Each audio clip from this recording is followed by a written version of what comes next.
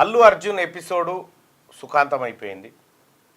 కొద్దిసేపటి క్రితమే జైలు నుంచి వాళ్ళ మామగారింటికి వెళ్ళిపోయిండు.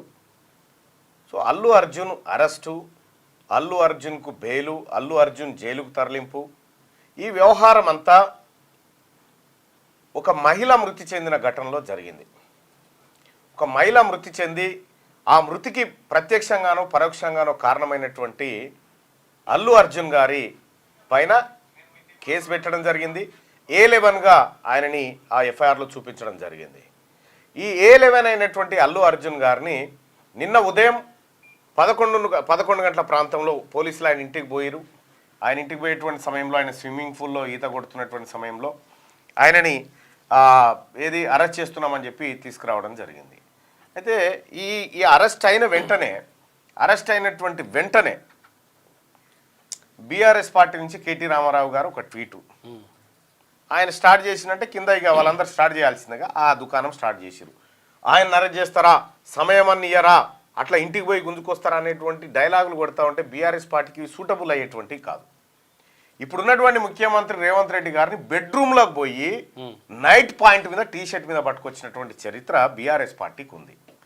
ఇదే బీఆర్ఎస్ పార్టీ నాయకులు మీద లైవ్లు ఉంటే గుంజుకపోయినటువంటి పరిస్థితి ఉంది. అక్కడ కోదండరామ్ సార్ ఇట్లా కోదండరామ్ సార్ ఇంటి దర్వాజాలు బలగొట్టి తీసుకుపోయినటువంటి చరిత్రకారులు బీఆర్ఎస్ పార్టీ నాయకులు. సిగ్గు లేకుండా బండి సంజయ్ని రేలింగ్ కట్ చేసి గ్యాస్ కట్టర్లు పెట్టి కట్ చేసి ఎత్తుకపోయిన చరిత్ర. సిగ్గు లేకుండా మీరు చెప్తారా? ఎఫ్ఐఆర్ ఎప్పుడు నమోదైంది?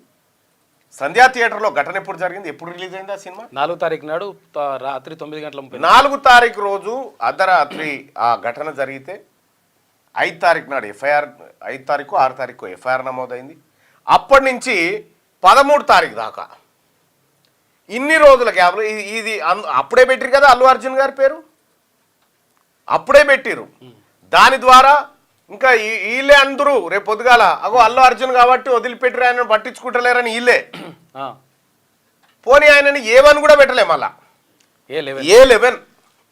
A11 పెడితే అందులో A1, A2, A7 వీళ్ళని అరెస్ట్ చేసిరు. ఇంకొంతమంది అబ్స్కాండింగ్లో ఉన్నారు. అల్లు అర్జున్ గారిని నిన్న అరెస్ట్ చేశారు. అరెస్ట్ చేసి కోర్టులో ప్రొడ్యూస్ చేసిరు. జ్యుడిషియల్ కస్టడీ కింద 14 రోజులు చెంచల్గూడ జైలుకు పంపించడం జరిగింది.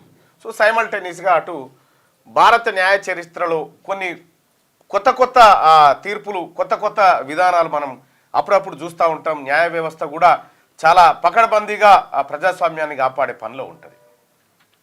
ఇక్కడ న్యాయ వ్యవస్థ అల్లు అర్జున్ గారికి జీవించే హక్కు ఉందని చెప్పి నిన్న చెప్పింది. అల్లు అర్జున్ గారికి జీవించే హక్కు ఉంది, కానీ ఆ మహిళకు చనిపోయే హక్కు ఉన్నది. ఆ పిల్లగానికి అస్వస్థతకు గురయ్యేటువంటి హక్కు ఉందా? ఇప్పుడు ఒక అల్లు అర్జున్ గారికే జీవించే హక్కు ఇక ఎవరికి లేదు.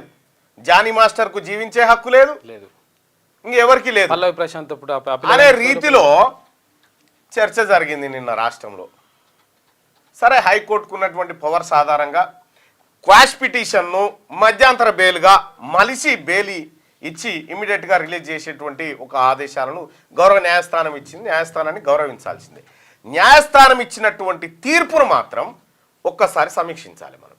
ఎందుకంటే సగటు భారతదేశ పౌరుడిగా సుప్రీంకోర్టు కూడా తీర్పులను సమీక్షించి తీర్పులపైన విమర్శ, సద్విమర్శలు చేసే అవకాశం ఈ దేశ ప్రజలకు ఉందని చెప్పి సుప్రీంకోర్టు చెప్పినటువంటి నేపథ్యంలో ఇప్పుడు ఆ ప్లేస్లో ఇప్పుడు అల్లు అర్జున్ గారు కేసులో ఉన్నారు, మహిళ చనిపోయింది. ఒకవేళ అట్లా జరగకూడదు, కానీ అల్లు అర్జున్ గారే ఆ తొక్కిసలాట మృతి అంతే ఈ బెయిల్ దొరికేదా? ఒక హీరోనే, ఒక సెలబ్రిటీ లేకపోతే ఇంకెవరన్నా పొలిటీషియన్స్ తొక్కిసలాటలో చనిపోతే వాళ్ళకు దొరికేదేనా? వాళ్ళకు జీవించే హక్కుల గురించి మనం మాట్లాడేటువంటి అవకాశం ఉండేదా? అప్పుడు దొరికేదా సామాన్యులకి అనేది ఆత్మవిమర్శ చేసుకుంటే బాగుంటుంది. రెండోది, అల్లు అర్జున్ గారు తీసుకుపోయి ఆయనను మొత్తం ఉరిశిక్ష విధించాలని ఎవరు చెప్తాడు? చట్టం తన పని తాను చేసుకుంటూ పోయింది. ముఖ్యమంత్రి గారికి రేవంత్ రెడ్డి గారికి ఏం సంబంధం అండి? రేవంత్ రెడ్డి గారికి అల్లు అర్జున్ గారినట రేవంత్ రెడ్డి గారు అరెస్ట్ చేయించిండు అని చెప్పి చెప్తా ఉన్నారు సిగ్గు లేకుండా. ఏం అవసరమైన నిజంగా మీ పరిపాలననే మేము కంటిన్యూ చేసినంటే వెళ్తాడా అల్లు అర్జున్ వాళ్ళకేని? వెళ్ళగలుగుతాడా వాళ్ళకేని? ఒకవేళ నిజంగానే అనుకుంటే వెళ్తుంటో కేసు అసాంఘిక కార్యకలాపాలకు అనైతిక విధానాలకు కాంగ్రెస్ పార్టీ ప్రభుత్వం దిగితే కనుక సాధ్యమేనా అది? అసలు అక్కడ మహిళ చనిపోయింది, చనిపోయినటువంటి మహిళ మృతదేహం ఉంది, ఆ మహిళ కొడుకు ఇప్పటికీ ఐసీయూలో ఉన్నాడు. అక్కడికి అల్లు అర్జున్ రాకపోతే ఈ ఘటన జరిగేదే కాదు. ప్రపంచవ్యాప్తంగా విడుదలైతే ఎక్కడ కాలేదు. అల్లు అర్జున్ గారికి తిరిగే స్వేచ్ఛ ఉంది, కాదంటలేం, తిరగాల్సిందే. కానీ బాధ్యత కూడా ఉంది, ఒక బాధ్యత కూడా ఉంది. తను పోవడం వల్ల ఏం జరుగుతుంది అనేటువంటి ఒక బాధ్యత కూడా ఉంటుంది. ఇక్కడ ఆ మహిళ చనిపోయింది, ప్రత్యక్షంగానో పరోక్షంగానో అల్లు అర్జున్ అక్కడికి రాక కారణం అనేది పోలీసులు ఎఫ్ఐఆర్లో నమోదు చేసిరు, రిమాండ్ రిపోర్ట్లో కూడా అదే చెప్పారు. చనిపోయిన మహిళ, నేను వాని పేరు ఏదో ఉండే గిడ చిలకల కూడా కడ, వాని పేరు ఏంది, వాడు గింగరాలు మెట్టోడు చూడు, వాడు లక్ష్మీకాంత శర్మ అనేట్టు, వాన్తో నా మీద కేసు పెట్టించి నా కారణంగా ఒకరు చనిపోయారు అని చెప్పి 306 పెట్టి 74 days నన్ను జైల్లో పెట్టి చచ్చిపోయినోడే కూడా దొరకలే ఇప్పటిదాకా. చచ్చిపోయినోడే కూడా దొరకలే. అప్పుడు నాకు జీవించే హక్కు గురించి మాట్లాడలే చాలా మంది. అంటే బీఆర్ఎస్ పార్టీ పరిపాలనలో ఎట్లయితే చట్టాలను కోర్టులను మిస్యూజ్ చేస్తూ మిస్గైడ్ చేస్తూ వాళ్ళ పరిపాలన సాగిరో సేమ్ అది ఇక్కడ సాగాలనుకుంటారు. ఒకవేళ అదే చేస్తే ఒక్కడు కూడా బయట తిరగకపోదురు ఈ లంగా పనులు చేసిన వాళ్ళంతా, ఒక్కడు కూడా. ఇక్కడ చట్టం తన పని తాను చేసుకపోతా ఉంది. ముఖ్యమంత్రి రేవంత్ రెడ్డి గారు చేపించిండు అరెస్ట్ అంటే ముఖ్యమంత్రి రేవంత్ రెడ్డి గారికి చిల్లర పని అవసరం? ఆయన ఎవరా నిజంగా? పొలిటికల్ లీడర్, ఆయన పొలిటికల్ లీడర్. ఆయనతో ఏమైనా మాకేమైనా సత్సంబంధాలు ఉన్నాయా? పైపెచ్చు ముఖ్యమంత్రి గారికి దూరం నుంచి చుట్టాం ఆ పిల్లాడు. అవును, కంచాల చంద్రశేఖర్ రెడ్డి గారు తరఫున ఆ పిల్లగాడు ముఖ్యమంత్రికి దూరం నుంచి చుట్టాం. ఇంకా విషయం ఏంటంటే కంచాల చంద్రశేఖర్ రెడ్డి కాంగ్రెస్ పార్టీ నాయకుడు, వాళ్ళ మామ, పిల్లనిచ్చిన మామ. సిగ్గు లేకుండా ఆరోపణలు చేసి రేపు పొద్దుగాల కేటీ రామారావు గారికి ఇటువంటి పరిస్థితి ఏర్పడితే వీళ్ళందరూ కూడా మళ్ళీ మాకు మద్దతుగా రావాలని ఓ వాతావరణాన్ని క్రియేట్ చేశారు బీఆర్ఎస్ పార్టీ నాయకులు. కేంద్ర మంత్రి కిషన్ రెడ్డి గారు ట్వీట్ చేస్తాడు అక్రమ అరెస్ట్ అని చెప్పి. ఒక కేంద్ర మంత్రి ఈ భారతదేశాన్ని పరిపాలిస్తున్నటువంటి కేంద్ర ప్రభుత్వంలోని క్యాబినెట్ మంత్రి ఓ ట్వీట్ చేసిన తర్వాత వ్యవస్థలు ఇన్ఫ్లుయెన్స్ కావా? సామాన్యులకు ఏం మెసేజ్ పోతుంది అన్నట్టు దీని ద్వారా? అంటే ఇక్కడ సామాన్యునికి ఒక న్యాయము, లేకపోతే ఉన్నత వర్గాలకి ఇంకో న్యాయం ఉంటుందా? మీ బీఆర్ఎస్ పార్టీ పాలనలో బీజేపీ పార్టీలో సాధ్యమేమో ఇవన్నీ, ఆ పాలనలో కాంగ్రెస్ పార్టీలో ఈ ప్రజాప్రభుత్వంలో అందరూ సమానమే. మాకు ఎవడు పెద్ద కాదు, ఎవడు చిన్న కాదు. కోర్టు ముంగట హీరో ఉంటాడా? కోర్టు ముంగట నిలబడ్డాడు అంతా బాధితుడే అంతే. అల్లు అర్జున్ గారు హీరో అండి, పెద్ద హీరో అండి. ఎవరికి పెద్ద హీరో? నిందితుడు. అక్కడ ఆయన నిందితుడు, అక్కడ ఆ ఘటనలో నిందితుడు. That's all. సంజయ్ దత్తును, ఆ తర్వాత సల్మాన్ ఖాన్ను, ఇటువంటి వాళ్ళే తీసుకుపోయి లోపటేసారు.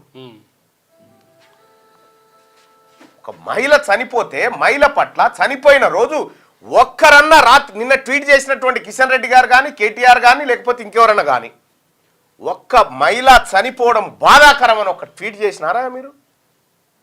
నిన్న చెప్తా ఉన్నారు ఎట్లా మహిళ చనిపోవడం బాధాకరమే కానీ అయినప్పటికీ ఆయన అరెస్ట్ చేస్తారా? ఎక్కడి కథ? వాళ్ళ ఇంటి వాళ్ళ ఆడబిడ్డ చచ్చిపోతే వాళ్ళకి తెలిసేది. భారత రాజ్యాంగం ప్రతి మనిషికి జీవించే హక్కు ఇచ్చింది. ఇక్కడ all are equal before law అని చెప్తా ఉంది. చట్టం ముందు అందరు సమానమని చెప్తా ఉంది. చట్టం ముందు సమానమే కానీ గత పెద్ద మనిషి సమానం అవుతాడా అన్నట్టు వీళ్ళ వాదన. సరే, ఏదేమైనా ఇదే సినిమా సెలబ్రిటీలు చాలా మంది కూడా మాట్లాడుతూ ఉన్నారు. పవన్ కళ్యాణ్ గారు ట్వీట్ చూసిర్రా? చాలా సందర్భోచితమైన ట్వీట్ అది. కలిసి ఉంటే బలం ఉంటాం, విడిపోతే పలసన పడతాం అని పెట్టిండు ఆయన. దాన్ని చూసైనా అల్లు అర్జున్ గారు మేల్కోవాలి ఎందుకు పెట్టిండు అనేది. ఇక్కడ అల్లు అర్జున్ అయినా, అల్లు అర్జున్ మామ అయినా, అల్లు అర్జున్ నాయన అయినా, లేకపోతే ఒక రిక్షావాడైనా, రిక్షావాడి కొడుకైనా, వాళ్ళ మామ అయినా, ఎవరైనా అందరూ సమానమే. క్యూ న్యూస్ లో పనిచేయటకు అనుభవం గల కెమెరామెన్లు కావాలను. సంప్రదించవలసిన నెంబర్లు 8688926084, qnewsads@gmail.com ను సంప్రదించండి. లైక్ చేయండి.